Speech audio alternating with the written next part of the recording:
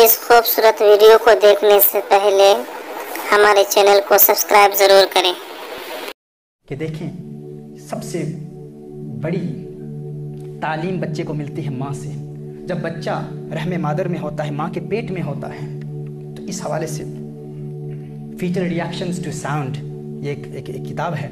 इसमें डॉक्टर बर्नेट जे वो इस पर कलाम करता है। वो कहता है कि बच्चा जब माँ के पेट में होता है तो 4.5 हफ्ते के बाद बच्चे का ऑडिटोरी सिस्टम मुकम्मल हो जाता है, यानी बच्चे की कुव्वत समाअत जारी हो चुकी होती है। और वो कहता है कि बच्चा अपने माँ की आवाज़ सुन लेता है, बच्चा अपनी माँ की आवाज़ सुनता है, और सबसे ज़्यादा आवाज़ जो सुनता है वो माँ के दिल की धड़कन है। वो कहता है माँ के दिल की धड़कन को सबसे ज़्यादा सुनता है, और माँ के दिल की धड़कन बच्चे के दिल पर ऐसे असरात मुरतब करती है कि अगर उन अयाम में माँ खुश हो तो बच्चा पैदा होता है तो खुशहाल ज़िंदगी गुजारता है।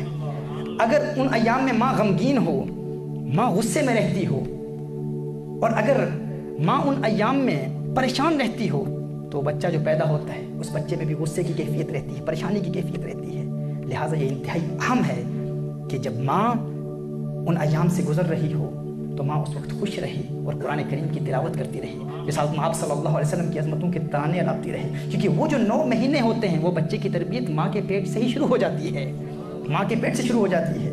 और इस पर डॉक्टर जॉन केली ने उसने the secret life of an unborn child इसमें बड़ा तफसील से कलाम किया है। वो कहता है कि जब बच्चा माँ के पेट में होता है, जब रहम मादर में होता है, तो उस वक्त बच्चा जितनी आवाज़ें सुनता है अक्सर आवाज़ें उसे ज़ुबानी याद हो जाती हैं। अब देखें, उस वक्त अगर बच्चा हराम गाने सुन रहा हो, मूवीज़ की आवाज़ सुन रहा हो, माँ टीवी के सामने बैठी हराम गाने सुन रही है, हराम मूवीज़ सुन रही है, तो बच्चे को वही चीज़ें फिर याद होना शुरू हो जाती हैं। लेकिन उस वक्त अगर माँ कुरान करीम की तिलावत कर रही हो।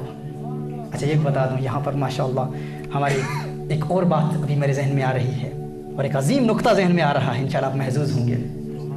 आप जानते हैं कि हम एक मुद्दत से इस करामत को बयान करते आए हैं कि हमारे शेख अब्दुल कादिर जिलानी रहमतुल्लाहि तआला अलैह जब दुनिया में तशरीफ़ लाए थे तो निसफ़ कुरान के हाफिज़ थे। कहा जाता है ना, तकियानुसी बातें हैं भाई, ये साइंटिफिकली कैसे प्रूव। आज ये बात भी साइंटिफिकली साबित हो गई कि गौसे आज़म की माँ कुरान की तिलावत करती थी ना, तो कुरान की तिलावत करने की वजह से माँ जो पढ़ती थी गौसे आज़म उसको याद कर लेते थे,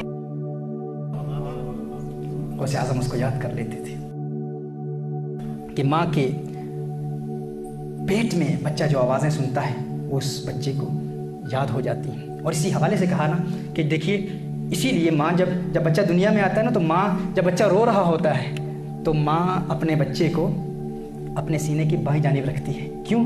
क्योंकि वो दिल की धड़कन को वो बच्चा जिसका आदी हो चुका होता है, वो जब दुनिया में भी आता है ना तो सुनता है तो उसे नींद आ जाती है, उसे सुकून मिलता है। इसी हवाले से ये जॉन केली कहता है, वो कहता है कि आप देखें, कुछ एडल्ट्स भी ऐसे होते हैं, कुछ बड़े भी ऐसे होते हैं, कुछ नौजवान भी ऐसे होते हैं कि जिन्हें वैसे नींद नहीं आती, लेकिन अगर क्लॉक की टिकिंग की आवाज़ को वो सुने तो उन्हें नींद आ जाती है। वो कहते हैं ये क्यों होता है कि अगर घड़ी की टिकिंग की आवाज़, वो जो घड़ी की टिक टिक टिक टिक को वो सुनते हैं, उन्हें आराम से नींद आ जाती है।